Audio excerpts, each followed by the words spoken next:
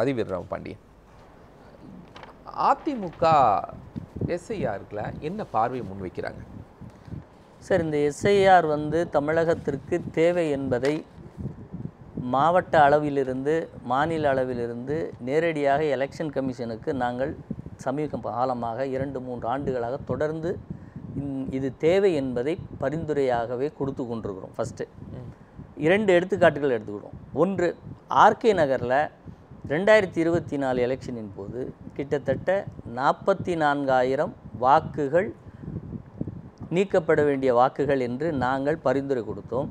அதை election commission சரியாக பரிசீலனை செய்யவில்லை. உயர்நீதிமன்றத்தில் வழக்கு தொடுத்தோம். அந்த வழக்கு இருக்கிற போதே கிட்டத்தட்ட 31,000 பேர் அங்கிருந்து நீக்கப்பட்டிருக்கிறார்கள். ஒன்றா. அடுத்து டிநகர் தொகுதி எடுத்துக்கோங்க. டிநகர் தொகுதியில் அதிமுக தோற்றது வெறும் 136 வாக்குகளில். அங்கு அதிமுகவுக்கு ஆதரவான வாக்குகள் கிட்டத்தட்ட 13,000 வாக்குகள் நீக்கம் செய்யப்பட்டிருக்கிறது என்று அந்த தேர்தலில் தோல்வியை தழுவிய அதிமுகவினுடைய வேட்பாளர் சத்யா அவர்கள் உயர்நீதிமன்றத்தில் வழக்கு தொடர்ந்திருக்கிறார். அந்த வழக்கு நிலுவையில் இருக்குது. இப்போ இவர்கள் பேசிய 2 பகுதியும் பாதிக்கப்பட்டிருப்பது நாம். ஒன்று நீக்கம் செய்யப்பட, இன்னொன்று அந்த ஈரோடு இடைத்தேர்தலிலும் 44,000 வாக்குகள் அந்த இடத்தில் குடியிருப்பவர்கள் அல்லாதவர்கள் பெயர்கள் சேர்க்கப்பட்டிருக்கிறது.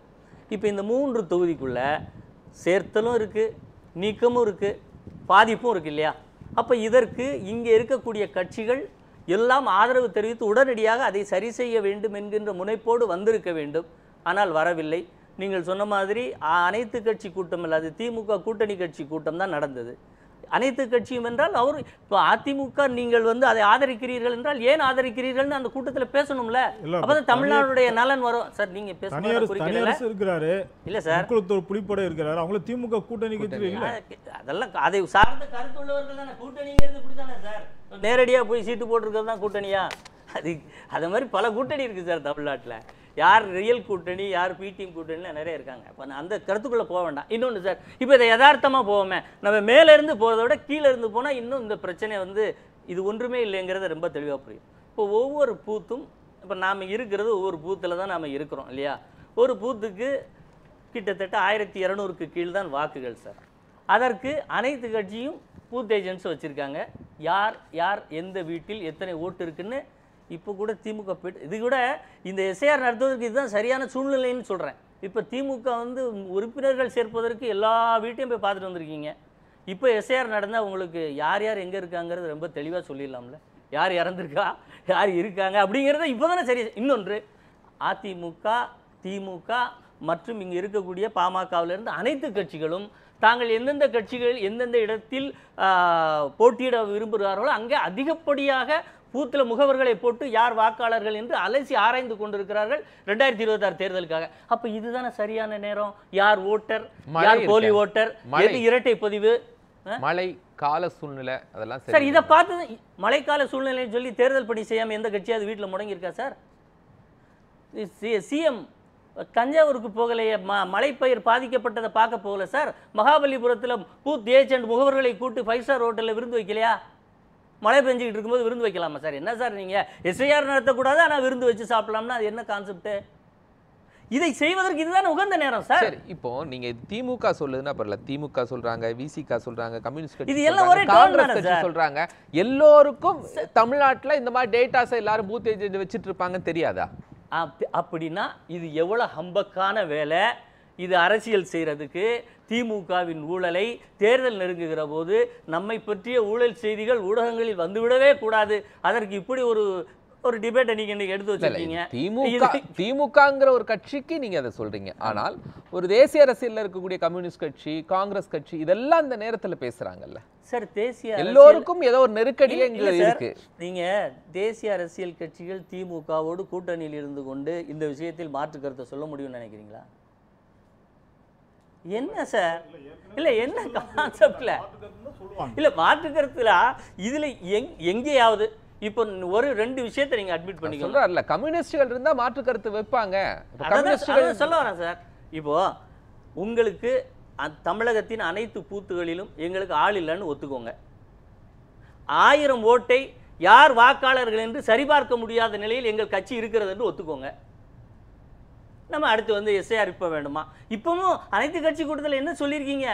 தேர்தல் வரப்போது, அதை தாண்டி பண்ணுங்க.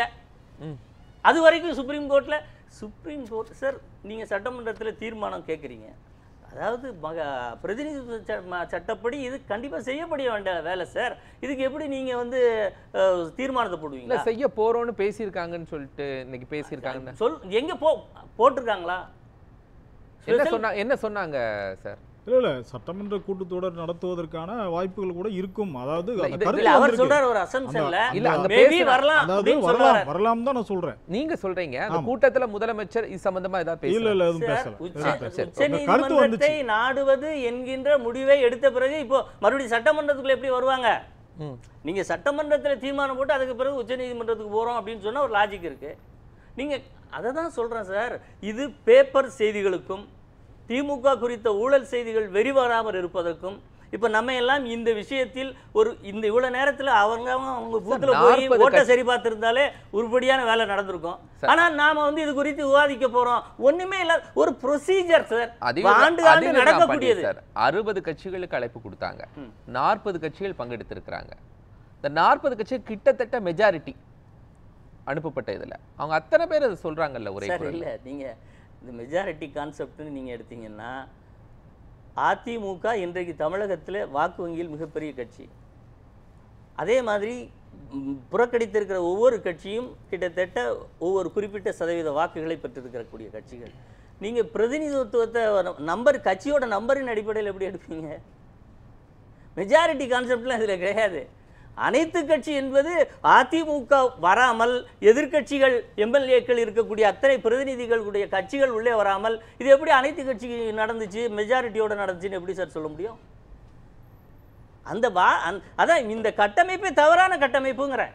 எப்படி எஸ்ஐஆரை எதிர்ப்பது தவறோ அதே போல இவர்கள் நாங்கள் அனைத்து கட்சி கூட்டம் என்று ஒரு செய்தியை இங்கு உழவு விட்டு தேவையில்லாத ஒரு விவாதத்திற்கு வழிவகுத்திருக்கிறார்களே ஒழிய இதில் எங்கேயாவது தேவை இருக்கிறதா?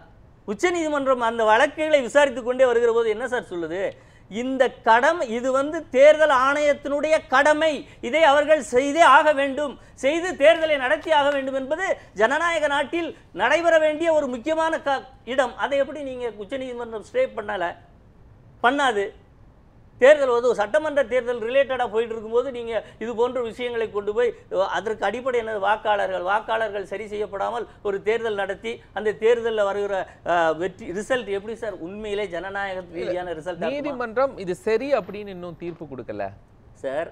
அதுதான் நீங்கள் அந்த இடத்துல ஒரு நீதிமன்றத்துக்குள்ளே போகிறீங்க, உங்களுடைய கோரிக்கை என்னென்ன வைக்கிறீங்களோ அந்த கோரிக்கையெல்லாம் சரியாக இருக்கான்னு செக் பண்ணுறாங்க. அது முழுவதும் செக் பண்ணி வெளியிட வர போகிற போது எஸ்ஐஆர் கம்ப்ளீட் ஆகிருக்க போது தேர்தல் பீகாரில் நடக்க போது உங்களுடைய இந்த நாடகம் முடிய போகுது. என்னன்னா நீதிமன்றம் உங்க கையில் இருக்கிற மாதிரி அவர் பேசுறாரு. நீதிமன்றம் ஆளுநர் குறித்த வழக்குகளில் தீர்ப்பு கொடுக்கிற போது யார் ஒருவேளை உங்க கையில் ஏதோ இருந்துச்சா? இல்ல எங்க வச்சிருக்கீங்க? இல்ல எந்த மாதிரி அந்த மாதிரி நீதிமன்றங்களை வச்சிருக்கீங்கன்னு தயவுசெய்து சொல்லுங்க.